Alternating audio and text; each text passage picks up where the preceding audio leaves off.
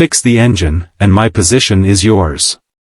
The millionaire laughed, his words dripping with mockery, never imagining that anyone could take him seriously.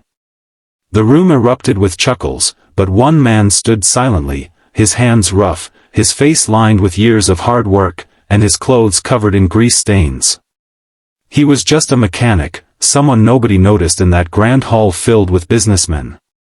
Yet at that very moment, his heart burned with a mixture of determination and silent pain. He wasn't there for pride. He wasn't there for money alone. He was there because life had pushed him against the wall, and this challenge, though it sounded impossible, was his only chance to rise again. The story begins on a hot afternoon in a small town where people whispered about Armin, the mechanic. His little garage stood at the corner of a busy street, always full of broken cars, yet empty of fortune.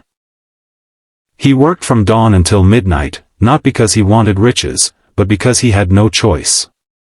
His wife had passed away 2 years ago, leaving him with a small daughter, Era, whose laughter was the only light in his dark days.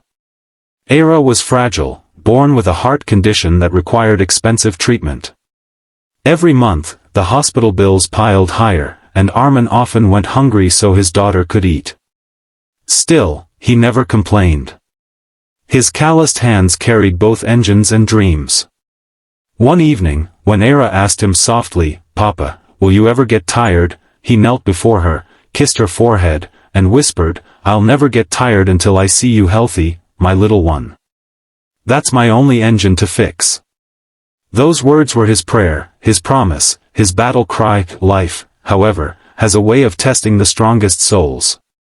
One morning, the mayor of the city announced a grand event, a gathering of industrialists and millionaires who were to showcase the future of automobiles. Among them was Mr. Zion, a ruthless yet charismatic millionaire who had made his empire by breaking others. He believed money bought power, and power meant everything. But destiny had another plan. The mayor's prized possession, a rare, custom-made car worth millions, was brought out for display. Yet as the crowd cheered, the car suddenly broke down, smoke billowing from its engine.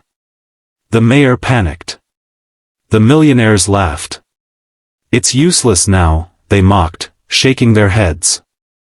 But Zion smirked, raised his glass, and declared loudly, "If anyone in this town can fix this beast of an engine, I'll give him my position in the company." Imagine that, a mere mechanic turning into a millionaire overnight. But that's impossible, isn't it? His laughter echoed, filling the hall. People clapped and jeered. No one dared to step forward. No one, except Armin. He walked in quietly, wiping his hands on his torn shirt, his daughter watching from the side of the stage with innocent eyes. The crowd looked at him with disbelief. Him? He can't even afford shoes, someone sneered. Another laughed, "This isn't a bicycle, poor man. It's a masterpiece worth more than your life." But Armin didn't reply. He placed his hand on the car's hood, as though feeling its heartbeat, and whispered under his breath, "Engines are like people. They just need someone to listen." What followed was nothing short of a miracle. Armin worked silently, his mind recalling every lesson he had learned over years of sweat and sacrifice. Every screw, every spark, every cable was touched with precision. The hall that once mocked him grew silent. The millionaire who laughed now narrowed his eyes, realizing this was no ordinary man. Within hours, Armin turned the key. And the engine roared back to life, stronger and smoother than before. The crowd gasped, then erupted into applause. Era clapped her tiny hands, shouting, "That's my papa." Zion's face turned pale. He had promised in front of everyone, and his own arrogance had trapped him. The mayor, overwhelmed, said, "A promise is a promise. This man has proven more than skill, he has proven heart." The papers signed that very evening transferred not only money but respect into Armin's hands. For the first time in his life, he wasn't just a mechanic, he was the man who silenced a millionaire's laughter with humility and truth.